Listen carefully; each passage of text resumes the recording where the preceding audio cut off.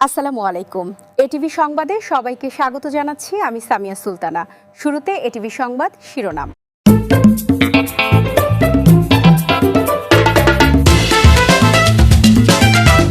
আকর্ষণীয় নতুন সাজে পোলার আইসক্রিম। সঞ্জয় ও ফয়সালের দায় স্বীকার। খালেদা জিয়া উত্তর যুগে বিএনপি তারেক রহমানের সামনে যেসব চ্যালেঞ্জ। এনএআইআর চালুর প্রতিবাদে বিটিআরসি ভবনে ভাঙচুর মোবাইল ব্যবসায়ীদের।